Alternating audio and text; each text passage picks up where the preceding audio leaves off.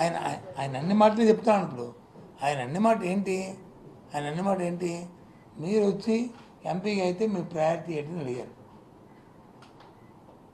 మీరు రాజ్యసభ మెంబర్గా గెలిచిన తర్వాత మీ తాలూకా ప్రయారిటీ అని అడిగారు. విభజన చట్టంలో చాలా అంశాలు ఉన్నాయి. అంశాలు వచ్చి ఫుల్ఫిల్ అవ్వలేదు. ప్రత్యేక హోదా కానీ లేకపోతే ఆ రోజు ఉమ్మడి రాజధాని ఉన్నప్పుడు వచ్చి అక్కడి నుంచి వచ్చేసాము. దాంతోపాటు రెవల్యూషన్ ఫండ్స్ రావాలి, తెలంగాణ నుంచి మాకు రావాల్సిన నిధులు కూడా ఉన్నాయి. దాంతోపాటు ఏదైతే విద్యాలయాలు ఉన్నాయో అవన్నీ ఇస్తామన్నారు, ఇంకా అవన్నీ రాలేదు. ఇవన్నిటి కోసం నేను కృషి చేస్తాను అని చెప్పి మాట అన్నారు. అంతేగాని హైదరాబాద్ ఉమ్మడి రాజధాని మళ్ళీ మాకు కొనసాగించాలని కోరుతానని అన్నారు.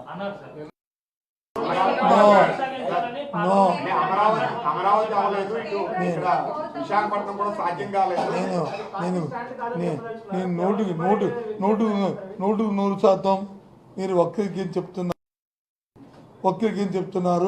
అది కాదు, ఇది పార్టీ మాటగా చెప్తున్నాం. ఇది పార్టీ స్టాండ్గా చెప్తున్నాం. పార్టీ మాటగా చెప్తున్నాం. సరిపోయిందా? మీ పార్టీ స్టాండ్ నేను చెప్తా. ఆయన అనలేదు అని వ్యక్తిగత నాకేంటి? మీరు చెప్తుంది ఏంటి?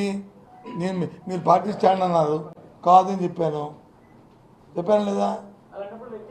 అది నాకు తెలియదు. ఆయన అనలేదు అని నేను వెళ్ళలేదు, నేను చూడలేదు, నేను అనుకుంటాను. ఆ మాటలు ఎవరైతే ఎవరో తెలుగుదేశం నాయకులు